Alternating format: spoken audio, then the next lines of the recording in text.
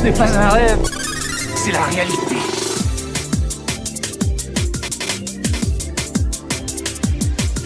Salut tout le monde et bienvenue à un nouvel épisode du podcast dont vous êtes le héros, le PDVELH, numéro 127. On nomme jamais les épisodes, mais Fred, salut mec, ça fait quand même du bien de savoir qu'on est au 127e. Et oui, j'allais dire déjà, et en plus ça tombe bien parce que 27 c'est mes 2 et le 7 c'est mes chiffres fétiches, donc on avance bien de 127e, et bizarrement j'ai l'impression que ça fait très longtemps qu'on s'est pas vu, qu'on s'est pas retrouvé autour de nos chers livres dont vous êtes le héros, et là je crois qu'on a fait fort parce que c'est une recommandation de nos Patreons, et ils ont tapé dans le sérieux là, une perle, ou peut-être pas. Absolument, une perle très bien dit, une perle comme on le peut trouver au fond de l'océan, une très belle perle, hein, c'est bien cela. C'était le vote sur le Patreon. Ceux qui sont curieux immédiatement, ils se disent « Attends, mais moi je veux voter pour le prochain livre ». Eh ben rendez-vous sur notre Patreon, patreon.com/pdvelh. Fred, écoute, ça me fait vraiment plaisir qu'on se retrouve. Il y a quoi se marrer, il y a quoi discuter, il y a quoi plonger. Et ce n'est pas fini sur mes jeux de mots de l'océan. D'où Jésus, étranglez-le, poussez-le du bateau. Avant cela, je te propose immédiatement que l'on discute d'un petit topo du podcast.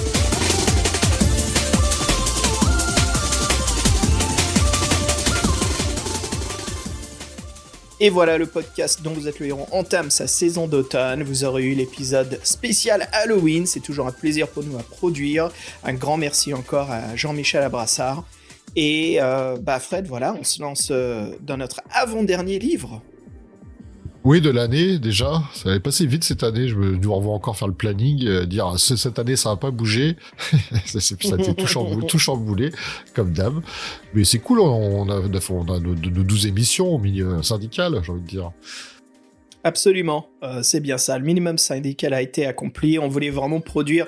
Je peux même dire qu'on a produit un peu plus que le minimum syndical, parce que quand l'on produit nos nouvelles types d'émissions, nos jeux de rôle de l'œil noir, ce n'est pas un podcast, mais 3, et ce n'est pas des podcasts qui sont montés tout simplement, c'est quand même toute une mise en scène théâtrale auquel on s'applique, pas aussi grandiose que nos épisodes d'Halloween, mais on essaye quand même de se donner à fond, quoi.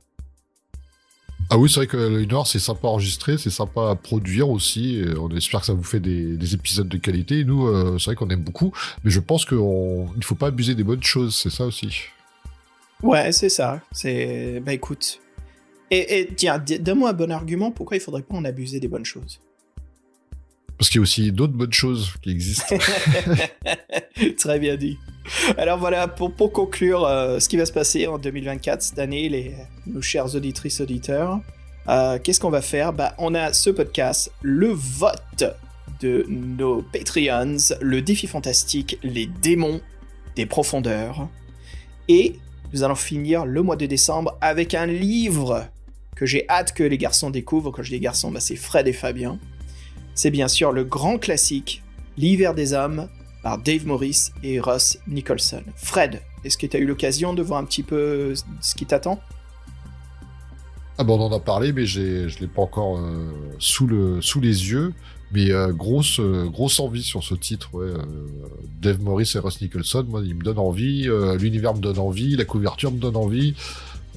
C'était un choix collégial, et donc c'est cool, j'ai vraiment envie de m'y mettre. Et hiver des hommes, on sera en plein mois de décembre, c'est tout trouvé. Ça va être, j'espère qu'on sera dans une espèce d'ambiance ouatée, feutrée et dangereuse pour le Père Noël.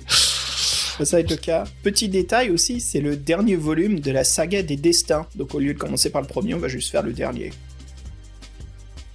On innove, non mais ouais, mais il nous intrigue vraiment. Mais de toute façon, si c'est une saga, peut-être qu'elle sera couverte dans le podcast, sait-on jamais. Ouais, j'en suis sûr. Alors, allez, sans plus tarder, mec, si l'on discutait du sujet du jour.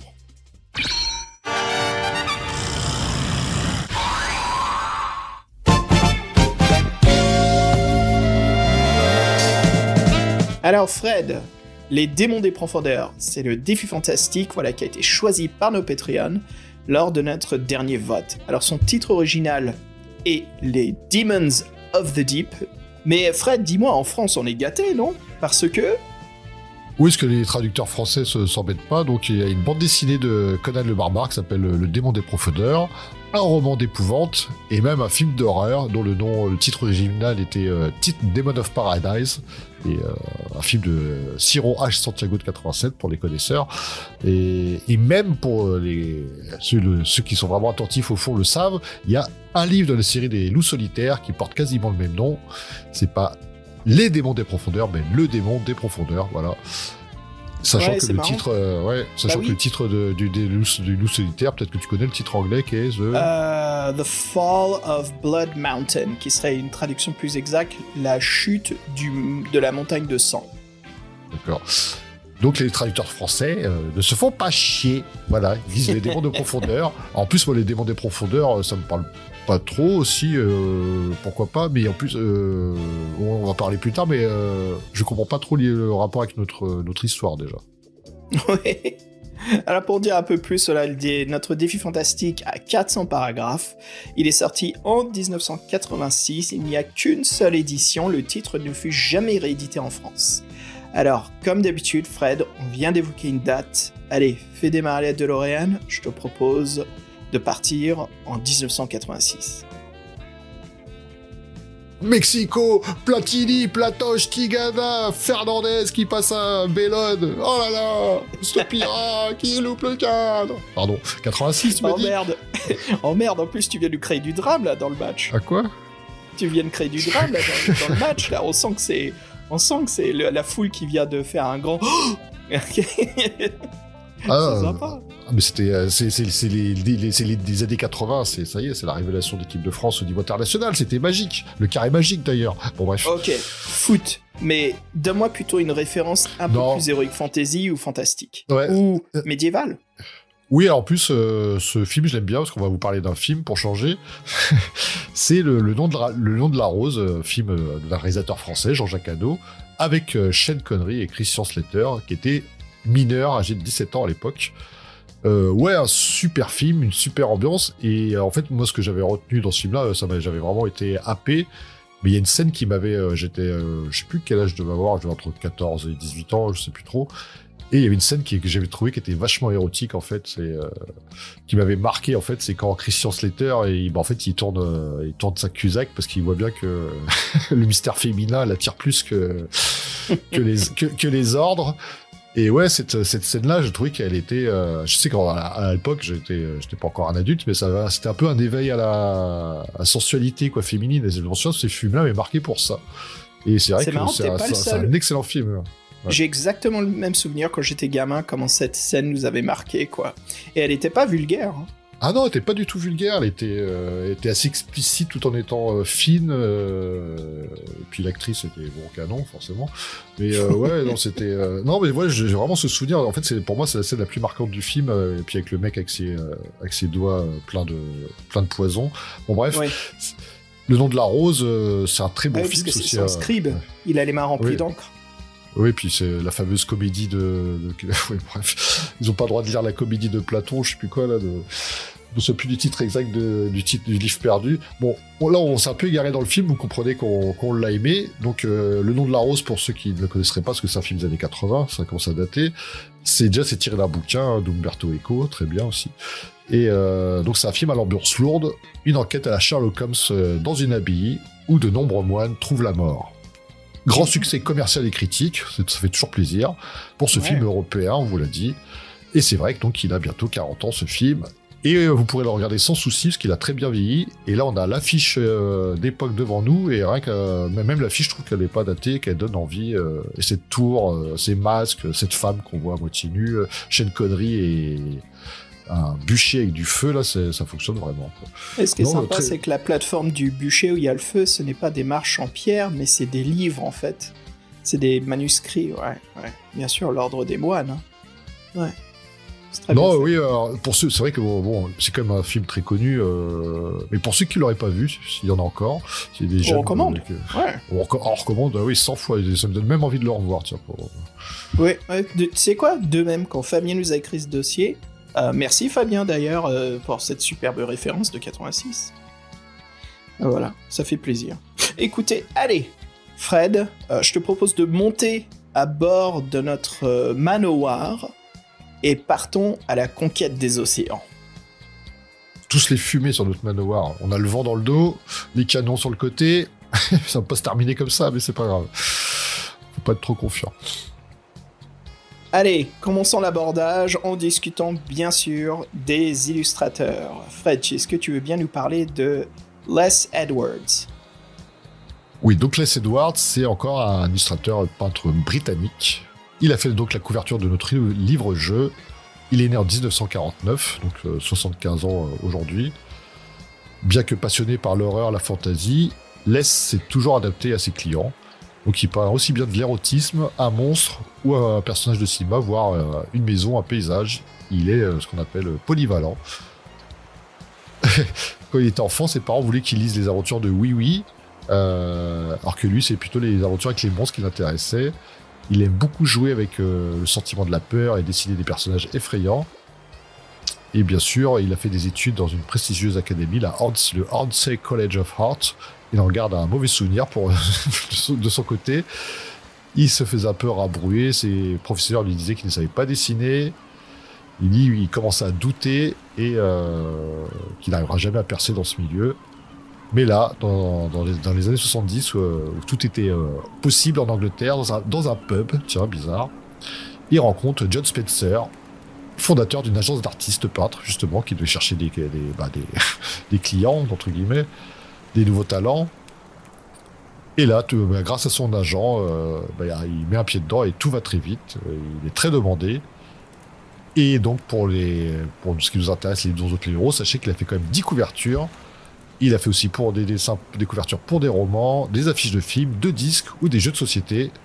Il était récompensé 7 fois lors des cérémonies des British Fantasy Awards. C'est quand même une bonne récompense, surtout pour les artistes illustrateurs. Ça se bataille, parce que l'univers de la fantasy, il est bien représenté. Il y a beaucoup d'artistes très connus. Donc lui, il a quand même gagné 7 fois. Et sur son site officiel, il met en vente maintenant tous ses originaux et ses tableaux, ainsi que des tirages. Les tirages, effectivement, c'est des séries, donc c'est beaucoup moins cher et c'est très intéressant. Et pour parler de la couverture, elle est très intrigante. T'es plus doué que moi pour les décrire, j'ai remarqué. C'est gentil, merci. Écoute, je vais essayer toujours de faire du mieux que je peux.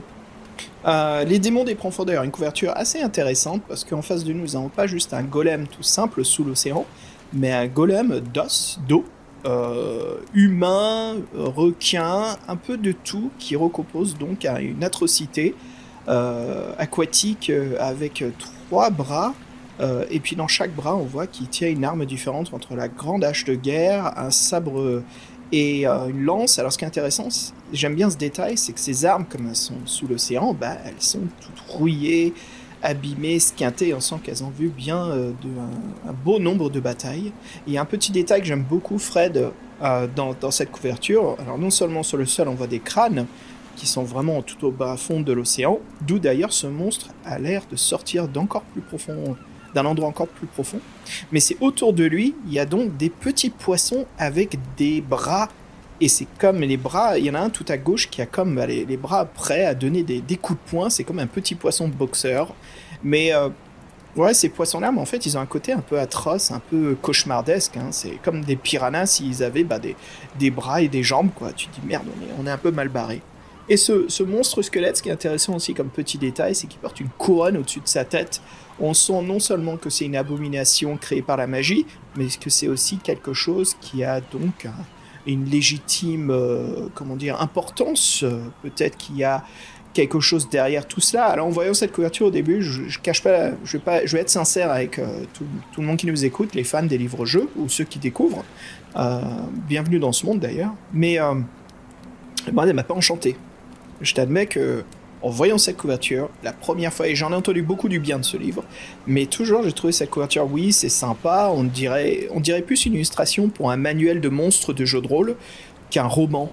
Et ça m'a jamais donné envie de découvrir cette quête. Mais voilà, je suis content de l'avoir fait parce que je l'avais jamais lu à l'époque. Et je ne savais pas d'ailleurs à l'époque que c'était un livre de l'américain Steve Jackson et non le britannique. Et donc en apprenant que c'est l'américain, il y a quelques années, je dis ok, il sera dans ma liste de lecture, mais hélas, oui, en effet, je suis coupable, mea culpa, d'avoir jugé un livre sur sa couverture. Mais une question, parce que toujours la même. Oui, Tu l'as rencontré? Parce que moi, non. L'américain? Non, le ah, monstre. non. Ah là là. L'américain, tu le rencontreras un jour. J'ai failli le rencontrer, Steve Jackson, parce que je suis allé à Gen Con.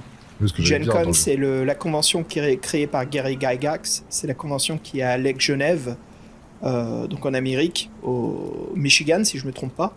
Et c'est une convention de jeux de rôle. C'est vraiment non seulement Donjons et Dragons, parce que bien sûr c'est le gros produit ici aux US, mais de tout. Et puis ce qui est sympa de Gen Con, c'est que c'est un peu plus de niche, plus petit.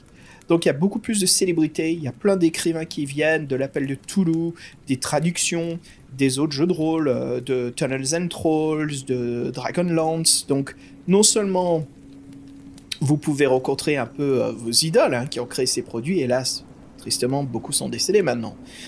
Mais voilà, il y a toujours bien sûr plein de nouvelles générations qui sont là, et c'est intéressant. Bref, je suis allé, mais je l'ai raté un jour près, quoi. Et ça aurait été vraiment intéressant parce que j'entends beaucoup de bien de ce mec, comme quoi il est très ouvert, très cool avec ses fans, et il adore discuter de ses créations. J'ai beaucoup entendu dans la critique qu'il aime beaucoup que les gens critiquent ses livres, il a envie d'entendre en fait.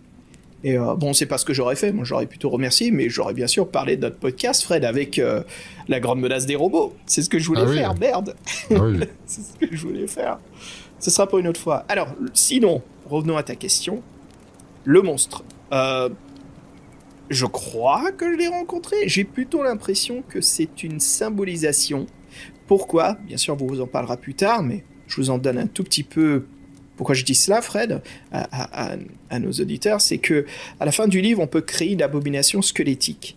Et je me dis, est-ce que c'est ça, en fait ? Mais finalement, je ne l'ai pas rencontré. Je n'ai pas vraiment rencontré cette scène avec des petits poissons, avec des coups de poing à la Rocky Balboa, et ce golem d'os sous l'océan, quoi. Oui, je le vois maintenant. En plus, il a l'air. Tu vois ce poisson ? Oui, il a l'air de se marrer. En plus, il a l'air teigneux, une petite crotte. Ouais, bref. Oui, et puis en fait, il y a 4 poissons sa couverture. Celui de gauche, c'est Rocky. Celui de droite, c'est un peu le petit monstre ghoul. Et puis il y en a 2 en bas qui se marrent, comme s'ils se foutaient de notre gueule. Oui, c'est les Muppet Show. Ouais, il se dit justement, c'est Waldorf et merde.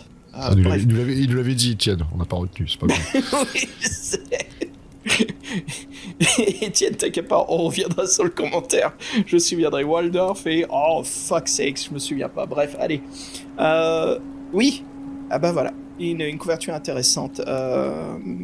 Mais continuons, discutons-en un peu plus, parce qu'il y a aussi les illustrations de l'intérieur. Et c'est Bob Harvey. Alors c'est quand même rare. On n'a aucune info sur un illustrateur. Et bien sûr, c'est le cas pour Bob Harvey. Voilà, on ne sait pas grand-chose sur lui. Pourtant, on en a déjà parlé au podcast, car c'est l'un des artistes qui a participé pour la série de La Voix du Tigre. En tout cas, voilà, c'est lui qui a fait les illustrations intérieures. D'ailleurs, d'après le site Planète LDVELH, Folio a enlevé 7 illustrations pour la sortie française. Aïe, aïe, aïe, aïe, aïe. Que 7 ? Je crois que d'habitude, ils en ont enlevé 10. C'est bien, on est gâtés. Oh mon Dieu, quand même, c'est énorme. Bien dommage. Voilà. Alors, on en parlait un petit peu. Fred, parle-nous de l'auteur, pas l'anglais, mais l'américain, le créateur de Munchkin, le créateur du le jeu de tank Gore. Parle-nous de Steve Jackson, bien sûr, plus connu surtout, comme quoi c'est le créateur du système GURPS. Oui, donc on reprécise que Steve Jackson, il est né en 1953 et il est américain. C'est pas lui qui travaille avec Livingston, mais un autre Steve Jackson. Voilà, ceux qui n'ont pas compris, on ne pourra rien y faire. Donc c'est fini cette confusion, maintenant, il y a Steve Jackson US, et c'est bien lui. Alors qu'est-ce qu'il nous a fait Steve Jackson ? Depuis son enfance, fan de jeux de société, il veut travailler dans ce domaine, ils font donc une société aux années 80, la société Steve Jackson Games. Il a édité quand même plus de 100 jeux de tout genre, aussi bien pour les adultes que pour les enfants, des peluches, des jeux de dés, des jeux de rôle, des jeux de cartes, il y en a pour tous les goûts. Si je me dis pas de conneries, c'est Munchkin, c'est pas lui qui a fait ça, non, c'est sa boîte, je sais pas si c'est lui qui l'a créé, mais c'est Steve Jackson Games. Ouais. On reconnaît son logo parce que c'est une pyramide genre Illuminati, mais avec un œil tout en haut, ouais. Oui, en fait, moi je sais que Munchkin, c'est un jeu de cartes c'est le dernier truc qui m'est vraiment un peu branché, je trouvais ça vraiment sympa. J'aimerais bien rejouer d'ailleurs, c'était cool. Bon, bref, c'est une parodie de l'Heroic Fantasy. Oui, c'est une parodie très belle. Et puis les dessins sont marrants et tout. Non, c'est vraiment sympa. Et donc, donc le mec a du talent, récompensé plusieurs fois dans les récompenses pour les cérémonies sur les jeux. Il a toujours innové. Il voulait faire des jeux simples, faciles d'accès pour tout le monde. Fan d'Heroic Fantasy, des Donjons et Dragons. Il a même écrit quelques livres-jeux, seulement 5 malheureusement, dont 3 des filles fantastiques. Il adore les univers de pirates, il collectionne tous les Legos sur ce thème, et il a donc 33 ans quand il écrit les Démons des Profondeurs.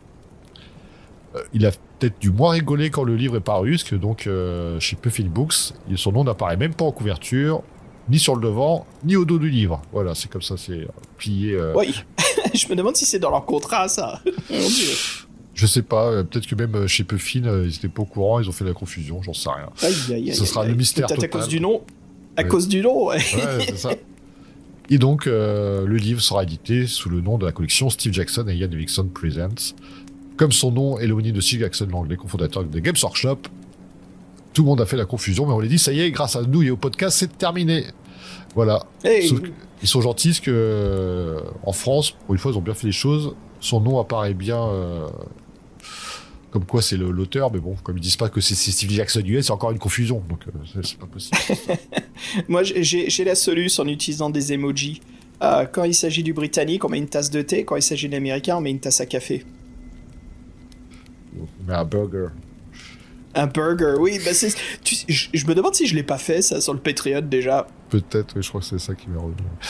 Parce que le café, ça serait plutôt, je sais pas, italien. Un petit noir, c'est une petite tasse de café. Non, l'espresso, cappuccino, espresso, c'est quand même plus italien. Les Américains, c'est la grosse tasse à café, quoi. Oui, c'est le mug. C'est le mug. C'est le Big Mug. Le mug de 1 litre. Le Big Mug. Voilà, c'est le Dunkin' Donuts. Voilà, si vous avez un peu plus de blé, c'est le Starbucks. Voilà, quoi. Et puis, parlons du traducteur Noël Chasserio. Alors, encore un traducteur de l'ombre. On a hélas l'habitude, hein, c'est un peu triste. Peu d'infos sur les traducteurs circulent et c'est hélas le cas pour Noël Chasserio. Il a énormément travaillé pour Gallimard. Il est actif dans les années 80 et 90. Et puis voilà, après, on n'entend plus parler de lui. Alors, il a traduit une 40aine de livres-jeux, dont des loups ardents. Quand même, hein. Et puis des Sherlock Holmes et la série Épouvante. Qu'est-il devenu ? Écoutez, si voilà, auditeurs, si vous avez des infos à nous donner sur les traducteurs, ou même si l'un des traducteurs écoute le podcast, s'il vous plaît, écrivez-nous. Ça sera un plaisir de discuter avec vous et même voilà, de faire un podcast sur les traducteurs. On en a fait un, bien sûr, avec l'excellente Mona de Pracontal, avec Fabien. Et nous, on aime parler justement aux gens qui ont... aider et amener ces livres en France, et donc bien sûr les traducteurs, c'est la clé de tout cela, quoi. La porte d'accès commence avec les traducteurs. Bref, voilà, Fred. Oh là, Moussaillon, regarde au loin. Il y a un autre manoir qui vient nous confronter. Bon, tu donnes l'alarme, on prépare les canons. Les gogos, les Gaulois.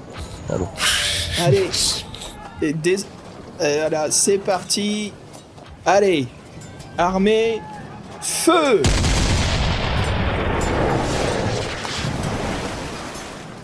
Bon, et Fred, justement, pendant cette bataille où c'est un peu le bordel, tout le monde est en train de crever à côté de nous, je te propose qu'on rejoint en anglais, ça s'appelle le nid du corbeau, mais le vigie, bien sûr. Allez, on grimpe, on se pose là-dedans, tous les deux, et discutons de notre impression, notre point de vue, et puis notre critique. Mais t'as pas oublié quelque chose pour accompagner ta bataille navale ? Parce que moi, je ne fais merde, c'est vrai, il faudrait un petit peu de musique. Écoute, est-ce qu'il y a des vinyles là, tu crois, dans le Vigie ou pas ? Attends, quand je suis rentré là, j'ai vu un truc, j'ai même pas regardé ce que c'était, j'ai juste vu les 3/4 de la pochette. J'ai fait ça ce soir. Ah, Ghost, bah bien sûr, t'as vu la grosse inspiration Warhammer 40 000. Ça fait toujours plaisir. Ils sont partout, hein. Ils sont même dans nos vinyles. Oh là là. Oui, en fait, les chapelains de l'univers Warhammer, c'est des métalleux, quoi. Allez, on propose le morceau Hunter's Moon par Ghost, et on se retrouve après. It's been a long time coming, I'm coming back for you, my friend. To where we'd hide as children, I'm coming back for you, my friend. Though my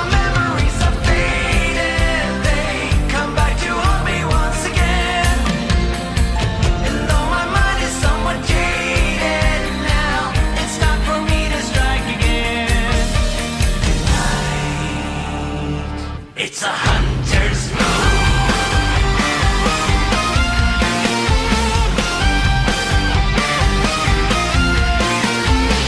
Under a headstone, sister, I'm dying to see you, my friend. Back in the old cemetery, I'm dying to see you, my friend. Though my memories are faded, they come back to haunt me once again. And though my mind is somewhat jaded now, it's time for me to strike again. Tonight, it's a hunter's moon.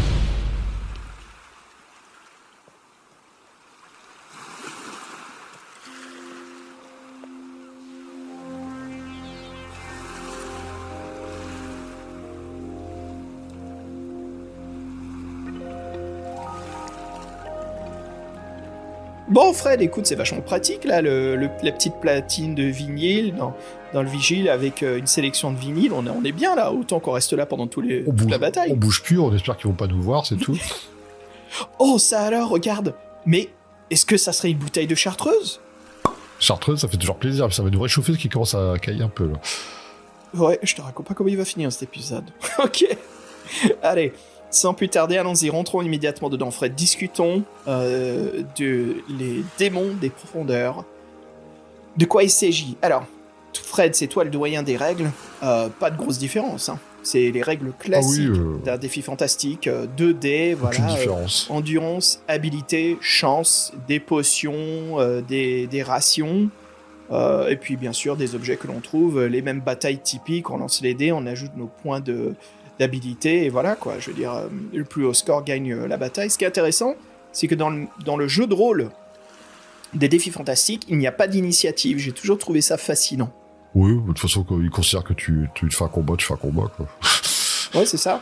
C'est sympa parce que ça va un peu plus vite. Et en fait, l'initiative, c'est plus la planification. C'est ok, tu te concentres sur qui et sur quoi. Et puis, bien sûr, tu utilises les règles de désengagement. Ah bah, il a le droit d'essayer de t'atteindre, quoi. S'il réussit son jet sans que toi, tu puisses rétorquer. Ah bah voilà. Alors ouais, si ça te dérange pas qu'on accélère les règles, il n'y a rien de nouveau là-dedans. Je pense que tous ceux qui connaissent les défis fantastiques, même si vous êtes nouveau, vous avez au moins fait un livre-jeu. Rien de nouveau, quoi, c'est basique, c'est très simple. Et oui, alors si on veut vraiment plonger dans le cœur du sujet, il y a une espèce d'intro qui pour une fois présente notre personnage, on a un peu un background, un historique, on est un marin émérite, on a fait notre carrière, on est respecté, là on protège une cargaison marchande, bon pas de chance, c'est des pirates qui arrivent, ils butent tout le monde, Nous, on en a tué beaucoup, donc ils reconnaissent un peu notre talent, on va dire. Ils nous assomment quand même, on est accroché au mât. Et là, on espère peut-être que le capitaine pirate va nous épargner, mais en fait, il nous fait une vilaine farce et il nous jette à la mer avec tout notre équipement, donc on est en train de couler en fait. Et l'aventure commence comme ça. Et je sais pas si t'as vu, mais en fait, dès le début de l'aventure, tu peux mourir. Ah, non, Oui. je sais pas, raconte, ça m'est pas arrivé. Bah si, premier paragraphe, ils te disent est-ce que tu veux descendre parce qu'en fait, ce qui se passe, c'est que vous êtes en train de couler, mais aux chances, aux merveilles, on aperçoit une espèce de lueur et une espèce de... Comme s'il y avait une cité souterraine maritime sous nos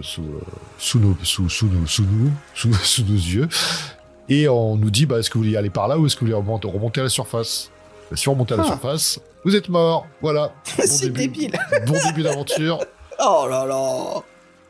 Et après, oui, ce que moi, ce qui m'avait un peu... si on peut faire une petite blague, justement, sur... on peut pas faire de blague, mais là, dans l'aventure, ils disent, il n'y a qu'un seul chemin pour réussir l'aventure. Et ça, j'ai fait, mais ça, c'est du Ian Livingstone. Pourquoi le Steve Jackson US reprend la formule de Ian Livingstone ? Et ils disent la phrase pareille. Il n'y a pas qu'un seul chemin, hein. Oui, parce qu'en plus, j'allais te dire, moi, j'ai un peu... Ouais, bref.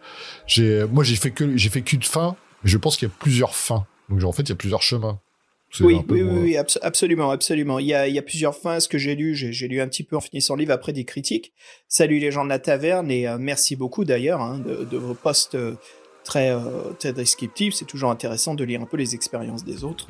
Mais je me suis dit, tiens, intéressant. Mais en même temps, c'est un classique Steve Jackson US, quoi. C'est toujours des fins très différentes. Et peut-être, oui, il y a quand même des zones et des endroits différents, je trouve. Hein, parce que quand je regarde ce que les autres ont vécu, et quand je regarde aussi leur cheminement, je me dis, ah ouais, lui, c'est comme s'il avait lu 3 fois le livre, quoi. Moi, c'était assez rapide comme lecture, mais pour raconter l'histoire, voilà, tu sais, au début, Fred, j'ai trouvé ça intéressant où on descend dans l'océan, on est dans un sorte de pentacle magique, en fait, qui nous crée des guildes, voilà, pour respirer sous l'eau comme un poisson. On devient vraiment l'homme-poisson, quoi. Oui, en fait, ce que je sais pas pourquoi, quand je repense à ça, je repense à la grande menace des robots. Et ce qui m'avait étonné, c'est que je crois qu'on avait calculé à l'époque, il y avait 4 fins différentes, dans mes souvenirs, peut-être. Et c'était vraiment par zone, par ville. C'était vraiment des villes, et après, chaque ville était... Bon, il y avait ces trucs à faire dedans, mais bon, en gros, si vous y revenez, il y avait les mêmes choses à faire. Et c'était comme ça des villes avec des fins différentes en fonction de ce que vous avez fait. Et là, en fait, je me rends compte que j'ai l'impression que ce livre, c'est un peu la même chose. Intéressant. Parce que moi, en fait, en faisant ma lecture, et là, en voyant un peu... là, j'aime bien revoir les dessins du livre. Et en fait, il y a des dessins, il y a des personnages que j'ai pas rencontrés. L'aventure, j'ai quand même fait 4 fois. Comme j'étais un peu bloqué, j'ai fait, entre guillemets, tous les choix qui se proposaient à moi. Mais je vois qu'il y a d'autres choix encore. Et je me dis, tiens, vous étiez où ? Et en fait, je me rends compte que... Parce que dès le début, en fait, je trouve qu'il y a un cheminement qui nous fait, c'est est-ce que vous voulez visiter la ville ou est-ce que vous voulez... Il y a des trucs plus proches, en fait. Attends, je vais te faire ça de façon plus détaillée. En fait, c'est ça. On nous dit, vous êtes transformé en triton, donc vous voyez la ville, est-ce que vous voulez explorer la ville ? Ou sinon, il y a une maison qui est déjà proche de nous, on nous observe, est-ce qu'on veut aller c'est là où il y a visiter. une sirène, c'est ça, non ? Et en fait, ce choix-là, dès le début, après vos embranchements, en fait, ne seront plus du tout les mêmes. Il y a des endroits où vous ne pourrez pas accéder, alors que vous pouvez accéder dans l'autre. Et je me dis, tiens, c'est dès le départ, en fait, il y a des séparations qui se font. Et ça se rejoint plutôt vers la fin, j'ai l'impression. Bon, après, c'est mon sentiment par rapport à moi, ce que j'ai... Et en fait, pour faire une chronologie exacte, en fait, ça va dépendre de votre chemin. C'est ça qui est c'est un peu bizarre ce que je dis, c'est con peut-être, mais... J'ai pas eu l'impression des zones, j'ai eu plutôt l'impression qu'il y a des petits endroits à explorer, donc on peut un peu zoomer rapidement à travers l'océan jusqu'à la fin. Oui, c'est moi, Voilà. Mais c'est des petites zones, mais pas aussi grandes que la Grande Menace. Ah oui, c'est ça, c'est pas aussi grand, mais en fait... C'est comme qu'on est à Disneyland, c'est genre il y a Futureland, Fantasyland, Western, Aventure. On sentait vraiment qu'on allait d'un biome à un autre.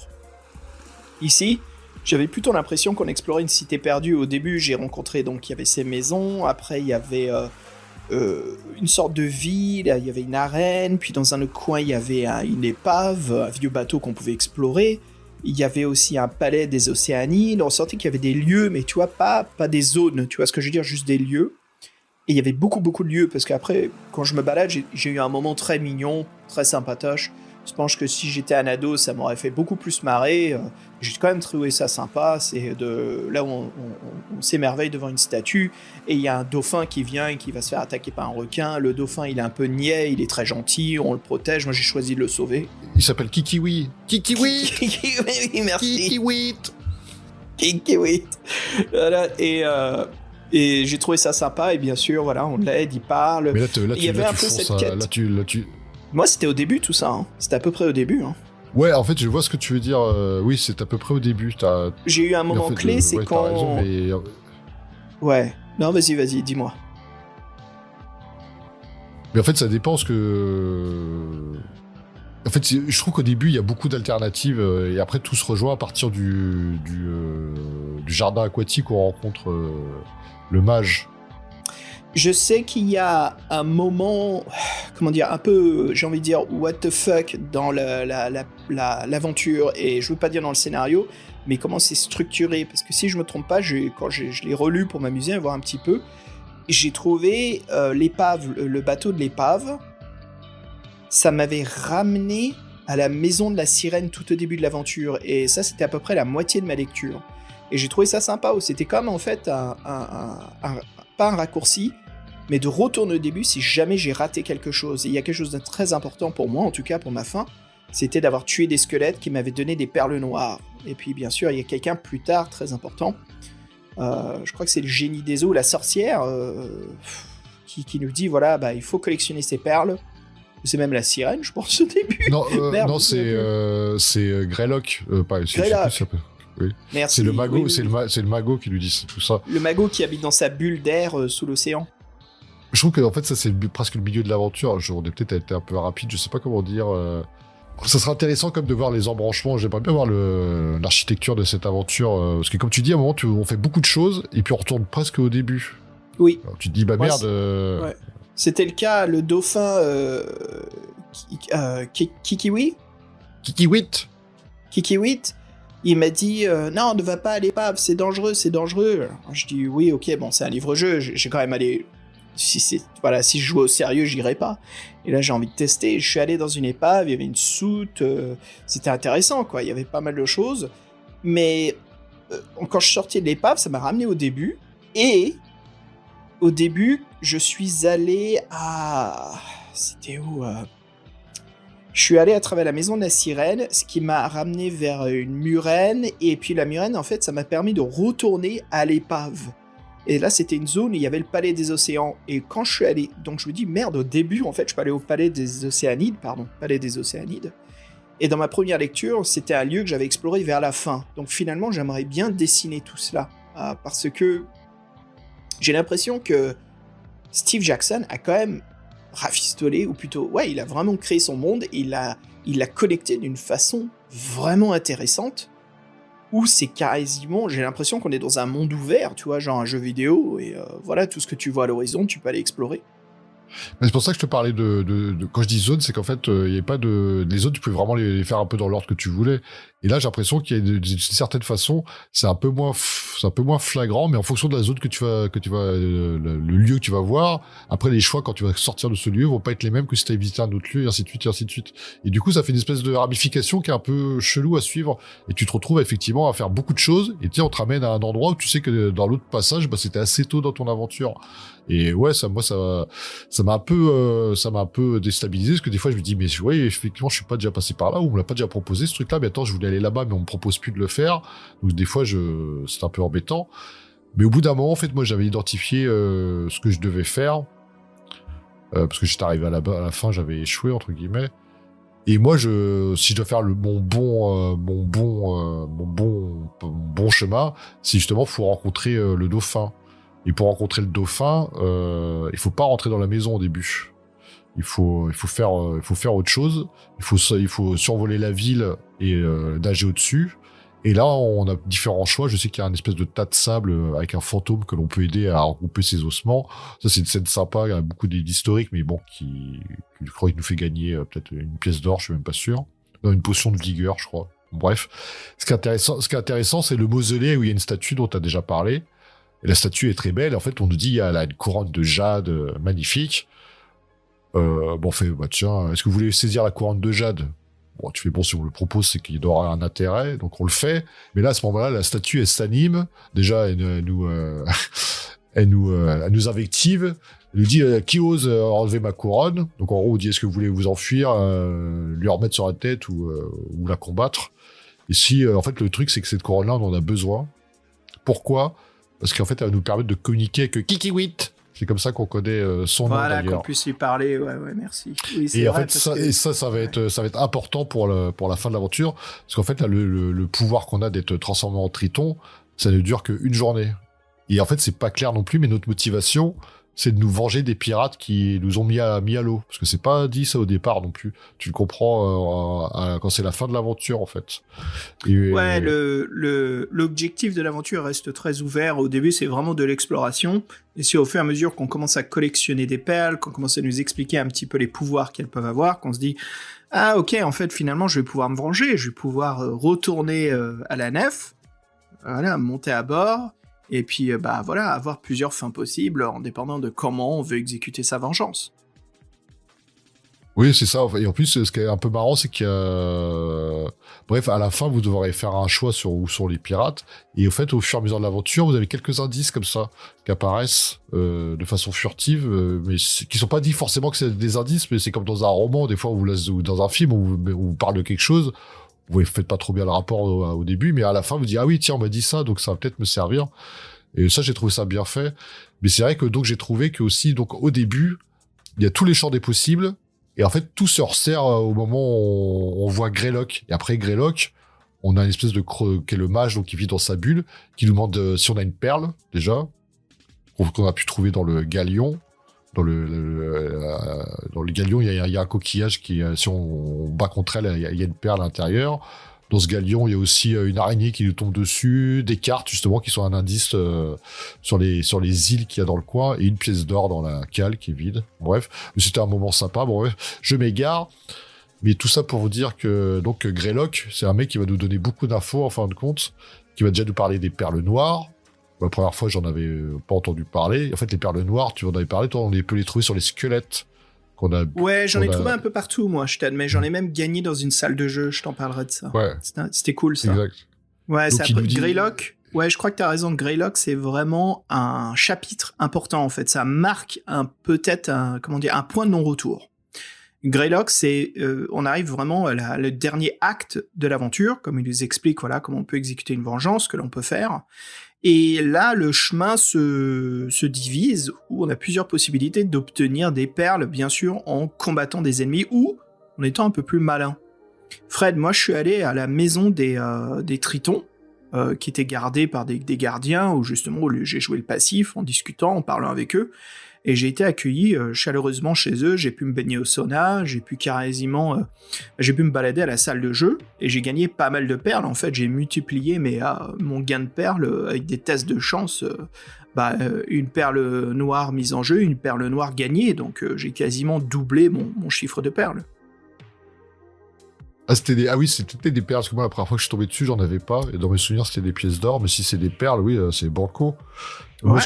Et pour me marrer, moi, j'ai fait le deuxième choix, je sais pas si tu l'as fait, du coup, une fois, d'aller dans le sauna. Alors, oui, rafraîchis-moi la mémoire, parce que je sais qu'en rejoignant, je suis allé... En fait, j'ai choisi pas aller chez les Tritons, et je me suis retrouvé avec des crabes géants, tout ça pour retrouver le lutin des mers. Et dans ma première lecture, en fait, j'ai trouvé ce lutin des mers, mais via un autre chemin, en allant à la cathédrale du diable de la mer, je crois, c'est ça. Bref, je me suis rendu compte qu'il y a pas mal de cheminement, moins casse-pied, beaucoup plus casse-pied, pour aller à certains endroits, quoi. Oui, parce qu'en fait, les Tritons, ils te proposeront qu'est-ce que tu veux faire. Il y a pas mal de personnages qui nous disent qu'est-ce que tu veux faire après moi, en fait. Est-ce que tu veux aller... Oui, parce qu'en fait, pour revenir aussi à Greylock, il nous fait un troc aussi, parce qu'on a récupéré la perle, il nous donne une potion. Il nous dit aussi que les perles noires, donc elles sont très importantes pour la fin de notre aventure, et que si on veut en récupérer, il y a le kraken, ou il y a le serpent le dragon des mers. Le kraken ou le dragon de mer, ouais. Donc il nous donne toutes ces informations-là. On peut même directement après aller dans sa bulle, les rencontrer. Il nous propose aussi de rencontrer le lutin ou tout simplement d'avancer. Donc là on tombe sur les tritons. Oui, et pour revenir au sauna, ce qui est marrant, c'est qu'en fait ils disent que tu te sens comme un homme neuf quand tu sors de là. Et en fait tu peux retirer toutes tes caractéristiques de départ. Ah, cool, un reboot, quoi. Ouais, c'est un reboot. C'est marrant, c'est drôle. Sachant que moi j'ai pas tiré des caractéristiques super.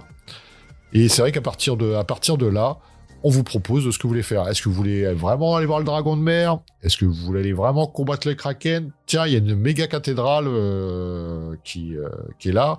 Oh, bah, il y a le lutin. Et en fin de compte, tous vos cheminements vont vous permettre, si vous voulez vraiment le faire, d'y aller, quoi. Vous pouvez à la fois aller voir le dragon de mer, à la fois aller à la cathédrale, rencontrer le lutin et vous battre contre le kraken, quoi. Donc, c'est pour ça qu'entre le début et la fin, je trouve que la structure du bouquin est pas du tout la même. Et il y a quand même des scènes mémorables. Je sais pas si toi, du coup, t'es allé voir le dragon, t'en avais peut-être pas besoin. Bah non, pas vraiment en fait. J'ai pas besoin de me faire chier autant parce que quand j'ai rencontré la sirène, ce qui était vraiment le début de mon aventure, elle m'a donné un porte-bonheur qui me permet en fait de gagner un test de chance automatiquement. Mais bien sûr, une fois que c'est utilisé, le porte-bonheur se désintègre, enfin bref, il est plus utilisable. Donc quand je suis allé dans la salle de jeu, j'ai parié, je sais pas combien de perles j'avais obtenues à ce moment-là. Je crois que j'en avais eu 4. De toute façon, t'en as avec les squelettes dans la même maison où il y a la sirène, il y en a 3 déjà. Ouais, il y en a déjà 3. 4, 7, je crois que j'en avais. Donc, j'ai fait un premier test de chance que j'ai réussi. Donc, voilà, j'en ai 14. Et puis, de 14, bah, je suis passé à 28, quoi. Avec le porte-bonheur. Donc, en fait, j'ai utilisé l'objet pour vraiment augmenter le nombre de perles que j'avais dans mon inventaire. J'en avais tellement que finalement, je me sentais prêt à reprendre le bateau, quoi, à exécuter ma vengeance. Je me suis pas trop fait chier, finalement, je suis allé voir le lutin des mers, ce qui m'a amené vers le kraken, en effet. D'ailleurs, Fred, vas-y, parle-nous-en un peu. Moi, je vais réouvrir mon livre pour relire un petit peu cette scène, parce que j'ai envie de me rafraîchir un petit peu la mémoire, là. Bah moi, ce qui m'a plu, donc, après la rencontre de Greylock, c'est effectivement toutes les rencontres sont intéressantes et modifie un peu ce qui peut se passer ensuite. Donc moi j'étais un peu dans la merde et tout le monde insistait pour que j'aille voir le dragon des mers, donc je suis allé le voir. Et en fait, ce qu'il faut, c'est lui proposer un marché. On lui dit, je veux me venger de pirates, je te laisse leur or si tu me laisses si tu m'aides pour les buter, en gros, quoi. Et son prix, c'est 2 pièces d'or. 2 pièces d'or, il faudra qu'on les fasse teinter au moment où on verra les pirates. Donc moi c'est un moment important parce que c'est un allié quand même puissant. Et si vous décidez de le combattre, que vous pouvez aussi le combattre, vous gagnez 2 perles noires, 12 pièces d'or et un saphir. Voilà. Bon, après, sachant qu'il a des caractéristiques cheatées, il a combien déjà je sais plus si j'ai marqué le sien. Dragon des mers, il a 10-24 quand même. Il a 24 points de vie. Ça rigole pas. Et oui, donc moi, le kraken. J'ai évité tout ça, ouais. Ça me revient. J'ai complètement évité tout ça. Je suis allé à la cathédrale, puis vers une nef, puis je suis remonté vers une île en forme de poisson. J'ai rien fait de tout ça, quoi. Oui, parce qu'en fait, on n'a pas dû prendre le même chemin. C'est pour ça cool. qu'il y a différentes fins. Moi, j'étais souvent obligé d'aller voir le kraken pour essayer de trouver des perles noires, parce qu'on me disait que c'était important. J'en avais pas des tonnes. Je dois en avoir 3 ou 4. Et le kraken, la seule chose intéressante à faire avec lui, c'est le combattre. Mais sachant qu'il est, il est méga balèze, il est à 10-30 lui, donc voilà, c'est un combat où vous avez peu de chances de gagner, il faut le reconnaître. Donc c'est vraiment si vous avez besoin de perles noires. Moi ce qui m'a un peu, moi j'avais identifié en fait, donc là le sort commence on a bien exploré la ville, le sort commence à se dissiper, on sent que le soleil se couche. Et on sait que il faut qu'on retrouve les pirates rapidement. Et là on vous dit en gros, est-ce que vous avez trouvé un objet? Je sais plus lequel, un sceptre, je crois, je sais plus quoi. J'ai jamais trouvé dans mon aventure. Donc je fais merde. Il me dit, est-ce que vous connaissez le nom d'un dauphin sympa? Je fais, mais oui, Et là, en fait, c'est pour ça qu'on a vraiment besoin de cette couronne de jade posée sur la statue, parce que c'est comme ça qu'on connaît son nom.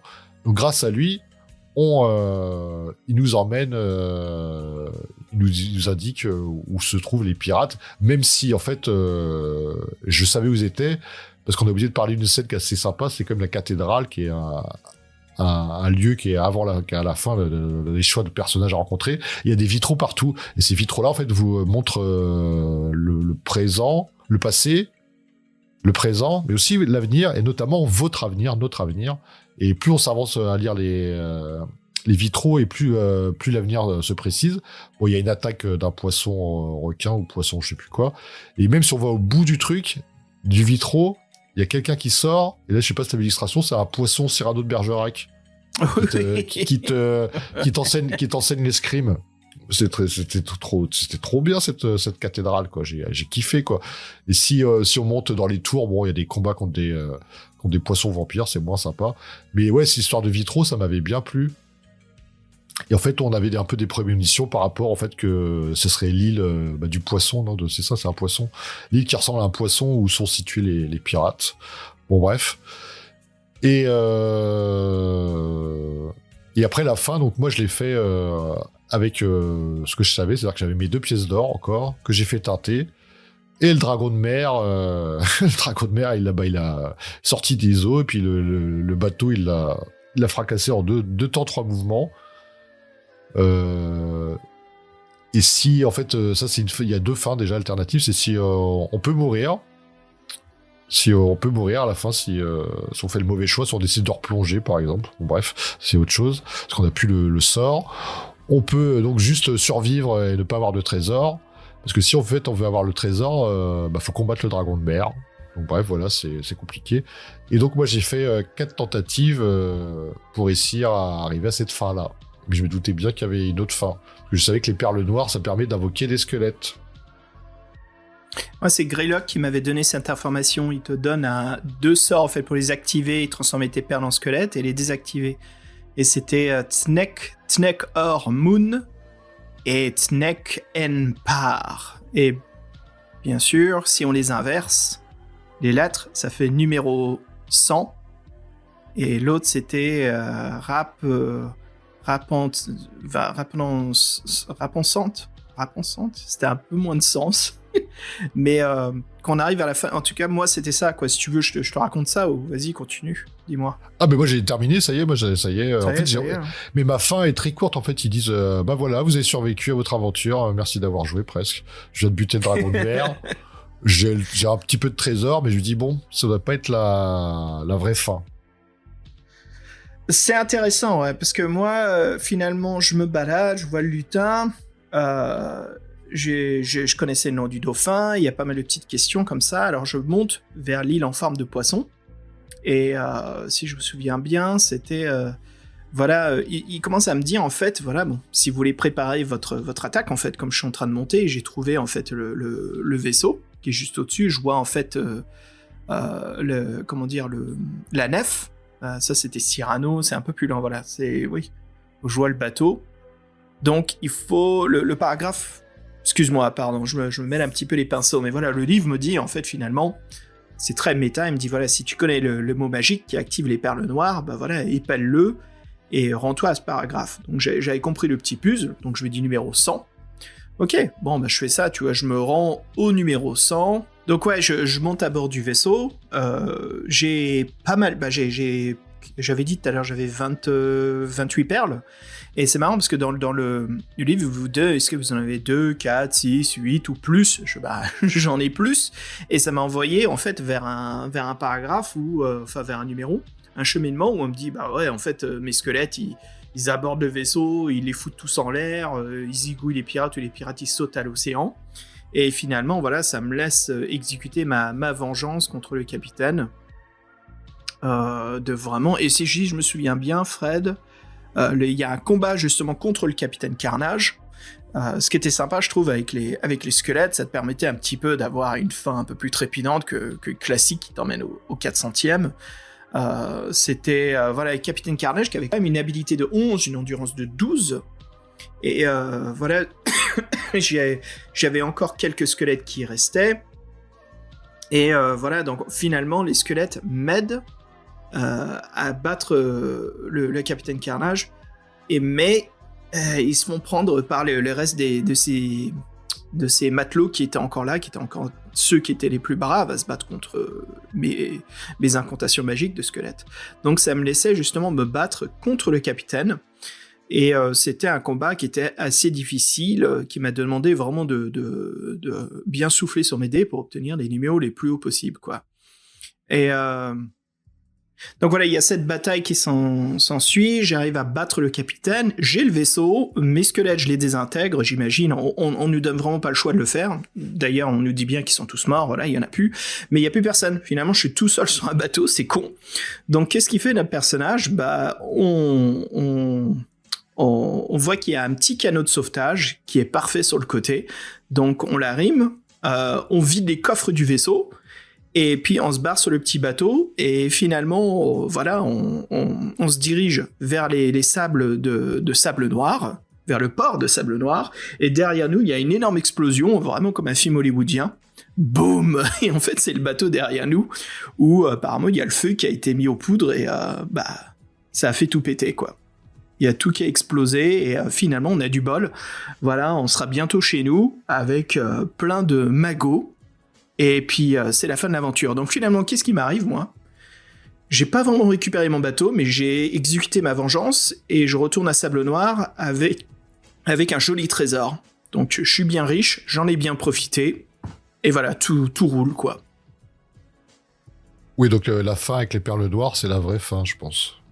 Ouais, c'est sympa, c'est la vengeance. C'est la vengeance, l'exécution parfaite, j'ai trouvé ça sympa. Puis finalement, il y a tous les détails qui sont très importants. Kikiwi, il faut bien connaître son nom, il faut lui parler, il faut bien sûr discuter avec le vieux sage pour comprendre la formule secrète. Moi, c'était clé. Si j'avais pas cette formule secrète, numéro 100 écrit à l'envers, je ne pourrais pas activer ces perles, quoi. Donc finalement, tous les perles que j'avais, je sais pas comment ça m'aurait servi. C'était clé, et je t'admets que de parier des perles à la salle de jeu, ça m'a aussi beaucoup aidé via le porte-bonheur de la sirène. Finalement, il y a beaucoup de choses qui m'ont été données dans l'aventure, qui m'ont servi, non seulement qui auraient pu servir à un combat ou une scène, mais qui m'ont servi aussi au fil rouge du scénario. Et ça, bien sûr, c'est là où je reconnais les talents du Steve Jackson américain, quoi. Mais tu vois, ce que je me rends compte, parce que je l'ai fait plusieurs fois, c'est qu'en fait, quand donc on arrive devant on est en train de se couler là, donc on se rend compte qu'on arrive à respirer, on voit la cité, c'est Atlantis, ça, il nous dit après qu'on est dans la cité d'Atlantis. Ouais. Et là, on te dit, ou bien tu veux visiter la ville, ou bien tu vas voir la maison où quelqu'un t'a guetté. Et en fait, à partir de là, par exemple, moi, je peux pas y retourner à la maison. Si je prends pas, moi, dans mon cheminement, si je prenais pas l'autre chemin, survoler la ville pour aller dans le temple et prendre la couronne, je pouvais pas finir l'aventure. Tandis que toi, si tu vas dans la maison, t'es obligé de finir avec les perles noires, j'ai envie de dire. Tu pourras pas finir l'aventure. C'est intéressant, ça. Ouais. Intéressant. Et oui, c'est pour ça que je m'étais dit qu'il y aurait forcément plusieurs fins. Et comme je savais qu'il avait fait 4 fins, je crois, dans la grande menace des robots, c'est pas possible. En fait, la phrase, en plus, c'est exactement la même que dans celle des Ian Livingstone. J'ai dit, non, ils ont pas dû se faire chier, ils ont dû faire un copier-coller. Mais tant mieux, parce que moi, ça m'inquiétait un peu, parce que je déteste les One True Pass, là, ça me gonfle. Oui, on n'est pas fan. Le One True Path, en fait, c'est un puzzle. Il y a qu'une seule solution, et voilà, il faut l'aboutir. Donc je comprends la joie du One True Path, mais tous les deux, nous, on aime plonger dans un livre au sens du terme. C'est vraiment se balader dans l'univers, parce que c'est ça un livre. Pour moi, c'est con à dire comme référence, mais j'aime beaucoup les jeux Myst, parce que tout le concept de Myst, c'est des gens qui ont le talent magique d'écrire des livres, mais ça écrit l'univers dans le livre, on y plonge. Et j'aime bien cette impression-là, de pouvoir me balader, d'avoir une aventure, mais de sentir que c'est pas parce que j'ai échoué quelque part que je suis foutu pour obtenir une fin récompensante. Et Steve Jackson, c'est le genre d'écrivain que j'aime lire là-dessus alors les deux, bien sûr, j'aime lire les deux, l'anglais et l'américain. Contrairement à d'autres écrivains où ce n'est pas le cas. C'est pour ça aussi, Fred, que j'aime beaucoup l'écriture aussi de Dave Morris et Joe Dever. Alors Joe Dever, lui, c'est un peu plus linéaire, on va dire, mais il propose tellement de choix que oui, on a tous obtenu l'épée de Summerland et que oui, on a vaincu les méchants, mais on a rencontré plein d'événements différents. C'est oui, le A et le Z se ressemblent, mais à travers toute la quête, comme on dit, ce n'est pas la destination qui compte, c'est le voyage. Voilà, et c'est le cas en fait de certains écrivains, et là c'est absolument le cas des Démons des Profondeurs. Alors Fred, ça en revient à est-ce que tu recommanderais ce livre à quelqu'un? Tu sais quoi, on va prendre un exemple. Nouvel exemple, quelqu'un qui dit « Oh, c'est nul les livres-jeux », est-ce que tu recommanderais celui-ci? Bah non, parce qu'il y a quand même le côté échec qui arrive à la fin, mais qui te permet de mieux savoir ce que tu dois faire dans l'aventure. Parce qu'en fait, au début, c'est vraiment exploration, tu vas mourir, ah tiens, tu respires sous l'eau, tu peux te balader, mais on te dit pas, ah le sort va s'arrêter, ah en fait, faut aller chercher les pirates, et ah, les perles noires, elles sont importantes. Donc en fait, tu l'apprends en loupant l'aventure. Et moi, le côté échec, bah je sais qu'il y a certaines personnes qui apprécient pas, donc non, je ne recommanderais pas à ce niveau-là. Mais sinon, moi, j'ai bien aimé cette aventure. Je crois que Steve Jackson, c'est quelqu'un qui me parle. J'aime bien sa façon de faire. Moi, j'ai dû faire 4 fois l'aventure pour la réussir. Ça m'a pas trop gêné. Je suis resté dans mon axe, faut que je parle avec le dauphin. Parce que l'objet, j'aurais bien que j'arrivais pas à le trouver, ce putain de sceptre. Je sais plus si ça. Putain, je l'ai fait 4 fois l'aventure. La frustration, quoi. Ouais, j'ai fait 4 fois l'aventure. À chaque fois, au début, j'ai fait des choix différents. À chaque fois, j'ai fait l'inverse. Et encore une fois, j'ai regardé les dessins. Il y a des scènes, ni toi ni moi n'en avons parlé. Je sais pas où elles sont. Bon, bref. Il y a le génie des lots, je l'ai pas vu. Le mec avec le dessin où le mec le a un lutin poisson des océans, je l'ai rencontré, lui, ouais.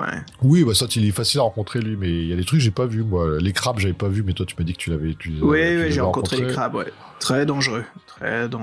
Ouais, donc il y a 2-3 trucs. Maintenant, en y repensant, je me souviens d'une scène avec un hippocampe aussi qu'on peut chevaucher pour éviter des vers de. Moi, je me suis méfié, j'ai dit non, je suis bien, moi. J'ai pas envie de me faire chier avec ça. Non, je suis bien. Mais en fait, si tu le prends pas pour monter dessus, en fait, tu te fais attaquer par des vers des mers en petite ou en grande quantité selon tes choix. Mais donc, ouais, en fait, lui, il t'évite de les rencontrer, quoi. Ça me revient maintenant, mais ça, c'était marrant, à chevaucher un hippocampe, c'était sympa. Ouais. Sympa. Non, tout ça pour dire... je l'ai joué safe, ouais. Ouais, on peut aller dans la critique, dis-moi. Oui, on y était déjà un petit peu dans la critique. Ouais. Moi, j'ai trouvé que le Démon des Profondeurs, quand même, ce qui est aussi original, c'est le cadre. La Cité d'Atlantis, c'est un univers maritime, c'est d'autres représentations, une nouvelle conception, parce que là, on est un peu comme dans un univers dans l'espace, c'est-à-dire on peut aller dans toutes les directions. On n'est pas limité par des capacités physiques, c'est facile, on peut nager tout simplement pour se déplacer. Et je trouvais que c'était quand même assez bien retranscrit. Il y a un moment où on peut, quand on sort de la maison, il y a une espèce de falaise qu'on peut longer ou observer, tout ça. On sent un peu qu'on est dans l'eau et qu'on évolue. Et j'ai trouvé que c'était assez original, bien retranscrit. Du coup, ça faisait un bestiaire et des décors, des situations qui changeaient. Même si c'est juste, ça paraît artificiel comme ça, mais ça fait du bien en fait de changer un peu d'univers, de plus être dans des forêts, des châteaux, des donjons. J'ai trouvé que c'était rafraîchissant. Je trouve qu'il construit bien ses histoires, qu'elles sont bien foutues. Et moi, franchement, j'ai passé un bon moment, d'autant plus que les illustrations, je sais pas pour toi, mais moi, les illustrations, je les trouve géniales. Je trouve vraiment qu'il y a une qualité. Alors c'est dommage que le mec soit resté inconnu, mais pour moi, il y a une qualité dans les illustrations intérieures qui est assez folle. J'ai pas l'impression d'avoir le même dessinateur que dans La Voix du Tigre. Je trouve que là, il y a un niveau au-dessus. Je les trouve vraiment très bien, et il y en a certaines qui font peur. Les personnages sont vachement bien représentés. Franchement, on peut pas faire beaucoup mieux, je trouve, dans le genre. Donc c'est aussi un moteur d'immersion pour l'aventure. Moi, franchement, au début, j'étais dégoûté parce que je foirais. Je dis, ah putain, ça va pas me plaire, c'est pas mon style de truc. Mais assez rapidement, j'ai identifié quand même ce que je devais faire. Et en fin de compte, moi, j'ai passé un bon moment, et ouais, ça m'a fait plaisir de retrouver Steve Jackson US, quoi. Et écoute, je partage vraiment ton même ressenti, j'ai passé un bon moment. En fait, je crois que c'est à cause des jeux vidéo que n'importe quelle histoire ou livre au niveau de jeu qui se passe sous l'océan, ça me fait chier, quoi. Et je crois que je suis traumatisé à cause de Sonic, avec ce putain de musique de stress là. Ah oui, Bon, bref. j'en souviens. Donc je suis traumatisé à vie, bref. Mais pour parler sérieusement, ouais. Non, j'ai déjà une blague, t'as pas joué à Echo the Dolphin sur Mega Drive? Oui. Bah non, parce que nous, on est des Nintendo Boy, c'est pas possible que t'aies fait ça. j'ai joué à Echo chez les amis, et chez nous, bah, c'était Mario sous l'océan, mais si t'as pas la tenue, c'était quoi cette tenue d'ailleurs? C'était la tenue de pieuvre ou de poisson? Grenouille. C'était la tenue de grenouille. Si t'avais pas la tenue de grenouille, t'étais un peu dans la merde dans Mario 3. Donc voilà, tu te faisais facilement choper par les calamars ou les poissons rouges qui te gobaient, bref. Pour revenir au démon des profondeurs. Du solide Steve Jackson américain. Je trouve que ce livre on sent un petit peu de la fatigue. Par ça, je veux dire qu'il y a... La complexité est présente, mais elle n'est pas aussi fascinante que dans les précédents romans qu'on a dû de sa part. Malgré ça, j'ai quand même trouvé que c'était très amusant. En écoutant ton cheminement et le mien, je me rends compte que, comme d'habitude, encore une fois, il y a quand même beaucoup de possibilités. Il y a même des possibilités de faire le plus possible ou le moins possible et quand même d'obtenir une très bonne fin. Donc ça, c'est quand même un coup de maître pour les écrivains des livres-jeux. Les illustrations, elles ont ce côté fantastique qu'on retrouve dans n'importe quel livre de jeu de rôle. C'est des illustrations qui sont là non seulement pour nous plonger dans l'univers, mais aussi nous faire ressentir l'attitude de l'aventure, son caractère, comment les créateurs de ce livre veulent qu'on comprenne leur histoire. Et ce que je veux dire par ça, c'est qu'on sent que c'est une aventure heroic fantasy, mais avec un côté un peu grim dark, un peu sérieux, et qui n'est pas à prendre à la légère comme c'était tu sais, voilà, t'es dans le château, il faut sauver la princesse, mais tranquillou quoi. Non, on sent qu'ici l'aventure est à prendre au sérieux. Il y a une excellente image de cela, c'est l'illustration au cheminement 135, c'est Greylock assis dans son salon, où il te tend une perle. Et ce que j'aime bien, c'est qu'il suit ses codes de l'immersion, c'est qu'une partie de son corps, ses pieds, sortent du cadre de l'illustration avec un petit peu sa robe. Et pour moi, c'est des petits détails, encore une fois, qui nous montrent que ces illustrations, elles sont pas non seulement sur papier, mais elles vivent en dehors de ce papier, tu vois, elles sont vraiment intégrées à l'univers. Le fait qu'ils sortent de son cadre. Et il y avait des super illustrations, les crabes qui nous attaquent, une qui m'avait vraiment marqué quand je suis tombé dessus, je me dis merde, putain, je sens que ça va être la merde si je suis face à ça. C'était une énorme araignée de mer. Déjà, les araignées de mer, elles sont quand même... Elles font peur, tu vois, c'est des cauchemars, je trouve, les araignées de mer. Mais d'en voir une dans un livre de Heroic Fantasy, tu vois, ça me fait encore plus flipper. Et puis, il y a quand même certains moments où il y a la tension qui est relevée, qui est mise de côté, et on peut se relaxer. Et ça, bien sûr, ce n'est pas plus évident que, bien sûr, dans notre hippocampe... comment dire notre hippocampe Cyrano de Bergerac. Apprivoisé, ouais. Ah non, c'est bien un sûr. poisson Cyrano de Bergerac qui était trop fort. Ben oui. La rencontre avec Kikwit, voilà, tout ça, c'est des moments qui relèvent l'attention et c'est le bienvenu. Parce que quand on continue à lire l'aventure, on est quand même, nous, un humain qui est doté de pouvoirs qui nous permet de survivre, on a tout perdu, on n'y reste plus rien et il faut exécuter notre... C'est pas vraiment une vengeance, mais il faut au moins essayer de survivre. Et puis la vengeance, un peu, ça devient ce moment de cathardique, le climax de l'aventure. Donc ouais, ça faisait du bien. J'ai trouvé ça vraiment très bien fait, très très intéressant. Donc pour moi, c'était vraiment un succès. C'est très, très, très bonne aventure. Pas aussi amusante que le précédent, mais je crois que c'est parce que j'ai peut-être été trop gâté par Steve Jackson ou par les bons défis fantastiques. Mais je dirais que celui-ci, il a peut-être pas une place sur l'étagère d'or. Je sais qu'on avait évoqué ça, Fred. C'est vraiment la crème de la crème. Mais c'est un contendant très très proche quand même de très bons livres-jeux. Je dirais qu'il est pas loin. Peut-être, je crois que c'est vraiment le sujet de l'océan qui me stresse. Moi j'ai vraiment... Et pourtant j'ai niveau 2 de plongée sous-marine, quoi. Je veux dire, j'ai mes... comment ça s'appelle en français? On dit j'ai mon permis. J'ai mon permis de plonger, oui, mais je sais pas, mais en livre, encore une fois, j'accuse Sonic de m'avoir traumatisé. C'est un peu comme les niveaux des égouts dans les jeux vidéo, ça me saoule, quoi. C'est, oh putain, bref, fait chier, on voit rien, il va y avoir des trucs qui sont cachés dans le noir, et c'est pareil, l'océan, c'est, bon, bah, mon temps est limité parce que je respire pas sous l'eau, même si le livre là nous dit tu peux, il y a plusieurs fois on peut commettre l'erreur et de dissiper, d'enlever notre pouvoir et de se retrouver dans la merde. Et, tu sais quoi, peut-être que c'est une bonne chose, parce que ça permet justement de donner Et pas de la crédibilité, mais de l'importance à ce qui nous arrive. Et donc, ça nous permet d'être beaucoup plus immersés dans ce monde et de sentir que ce jeu n'est pas juste tihi, amuse-toi pendant la lecture, mais non, mec, prends ça au sérieux. Et ça marche. Je dirais que c'est amusant. Vraiment un fort contendant au best du best des défis fantastiques.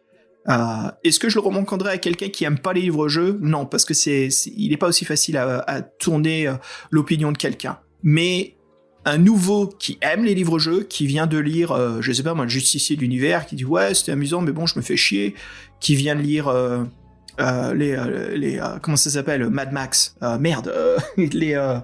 les guerriers de l'autoroute, les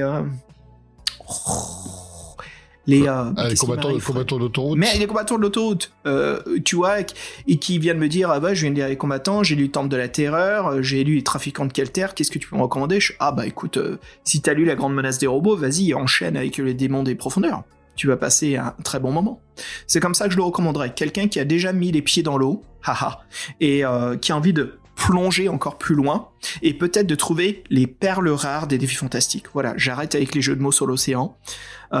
Split Splash, je sors et je lui donne 3 Sonic sous l'eau sur 5. 3, tu sais quoi, 3 et... je suis pas loin des 4. Non, on peut pas, il n'y a pas de ennemi, c'est comme ça. Et pas d'ennemis, il n'y a pas de... Allez, bah... Je me sens généreux, ouais, s'il n'y a pas d'ennemis, et on parle de tous les défis fantastiques qu'on a lus ensemble, oui, c'est pas l'un des meilleurs, donc c'est pas un 5, mais c'est un 4. Allez, je lui donne 4 Sonic sous l'eau, avec 4 secondes restantes sur 5. Bah ouais, en fait, je te taquine, parce que moi, j'étais prêt à mettre 3,5 pour ce bouquin-là. Mais comme il y a on est tous les deux 3,5. Mais comme les illustrations sont géniales, ça vient toujours relever un petit peu la note, donc si tu mets un 4 aussi, sans coup fait rire. J'ai passé un bon moment, j'ai trouvé que je suis content après cette aventure-là, même si je suis mort, j'ai dû recommencer, ça m'a pas tant gêné que ça. Donc, non, aucun sentiment de frustration, et non, un bon moment, et ouais, puis moi, franchement, les illustrations, j'ai encore regardé. Moi, rien que les squelettes, là, ils me font peur, hein. Alors que des squelettes, on en a des milliers des squelettes dans les livres-jeux. Bah, les séries, ils me font peur. Je les trouve menaçants, pour une fois. Oui. Oui, y a plein de choses assez flippantes. Moi, il y avait un truc, c'était... Qu'est-ce qu'il y avait comme une entité qui sortait ? Je suis en train de feuilleter le livre. Oui, 346. Il y a une entité, un démon fangeux. C'est ça, fangeux ? Ah oui, la forme sombre, là, qui sort de la boule. Ouais, j'ai pas rencontré ça, non c'est plus. super. Mais ça, les illustrations sont vraiment dignes d'un compendium, d'un livre de campagne, d'une extension de n'importe quel livre de jeu de rôle. Elles sont cool, elles immersent, et elles livrent vraiment sur leur représentation visuelle, sans avoir ce côté cheap. Elles ont vraiment ce côté heroic fantasy. Elles sont cool. On passe un bon moment, et d'où Jésus, s'il y a une réadaptation de ce livre, j'ai peur de comment les illustrations, de quoi elles vont être remplacées, quoi. C'est bien dommage, ça perd son côté années 80, heavy metal, vas-y, je joue à Donjons et Dragons pendant qu'il y a Metallica qui joue dans l'arrière-plan, tu vois. Il y a ce côté très nostalgique, bon, je crois que c'est à cause de nous deux, mais pour la nouvelle génération, c'est dommage qu'on remplace tout cela. Bref, c'est une grosse conversation là-dessus, je vais pas aller dedans. On en a déjà parlé au podcast. Mais oui, voilà. il y a un truc qui m'étonne, parce que des fois, dans les livres jeunesse, je sais pas, les plus connus, t'as des dessins, ils datent de Mathusalem, et ben des fois, on les reprend et ça choque personne, parce que justement, c'est trucs comme l'histoire. Tu sais quoi comme l'histoire datée d'une certaine époque, bah, les dessins datent aussi d'une certaine époque, et moi, ça me dérange pas, ça fait partie du charme aussi. Pourquoi ils se sont sentis obligés de mettre à jour les illustrations, quand même? Puis déjà, bref. Voilà, écoutez, tout le monde, comme d'habitude, on voudrait remercier nos Patreons. En commençant bien sûr avec nul autre que Damol alias Étienne. Suivi de près par Gutbar. Attention, les bars. Et puis le nain qui n'arrête pas de se prendre les pieds dans tous les narguilés du royaume de Scheherazade, Jean-Christophe Caumont. Ah putain, pardon. Et on salue aussi un homonyme, Kiki Bobo. Un homonyme à moi, bien sûr. Attention, rien ne peut l'abattre, la muraille. Rien ne peut l'abattre sauf le grand maître Parado Global alias le Master Fou, Lorcan. Et bien sûr, nul autre que un point très important à notre Patreon, MB. Et là, on est toujours heureux qu'il soit avec nous depuis longtemps. On a notre Ems le fou. Avec bien sûr le grand sorcier de la montagne de feu, Simon. Et pour finir, chez les héros, on a aussi Entezaz. Et chez nos aventuriers, comme écrivain de la presse dans sa voiture qui parcourt les États-Unis en recherche du rêve mort du American Dream, le Dr. Iou. Et dernier, mais pas des moindres, Sébastien Bellesi. On vous remercie toujours, merci les Patreons. Merci vraiment les Patreons, c'est un grand plaisir et c'est un énorme soutien, une énorme aide, surtout que vient la fin d'année, c'est la saison bien sûr, on va avoir tous nos paiements à faire, et grâce à vous, nous pouvons bien sûr continuer à faire le podcast, toutes les pièces du puzzle rentrent dans l'ordre, donc voilà, on voudrait vous remercier et ça nous permet aussi, voilà, bien sûr, de produire plein de nouvelles émissions comme on a fait il y a 2 ans avec l'œil noir et bien sûr on rentre bien sûr dans les nouveautés que l'on va attaquer en décembre, une nouveauté, c'est un mot assez spécifique choisi pour cela, mais voilà, on va couvrir bien sûr des BD dont vous êtes le héros et plein d'autres belles choses en 2025 comme on a prévu. Allez, sur ce Fred, on se quitte en musique. Bon, c'est dur de faire mieux que l'intro, mais peut-être que t'as quelque chose qui pourrait perturber nos oreilles. Perturbé. En effet, je te propose Death Squad de Perturbator. What the fuck? Absolument. Dis, pendant qu'on est dans le vigile, là, le bateau il est en train de couler. La vigie, les gogos, les gaulois, les lalois.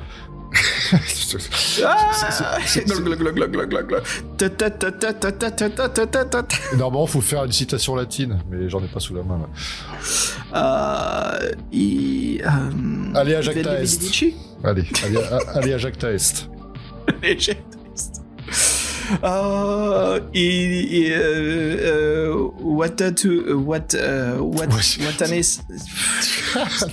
Tu fais du maori là. Bon, bref. Allez, okay. Du bon yaourt. Allez, c'est parti. Allez, ça va couper, chérie. À très bientôt, tout le monde. Salut. Tchou tchou.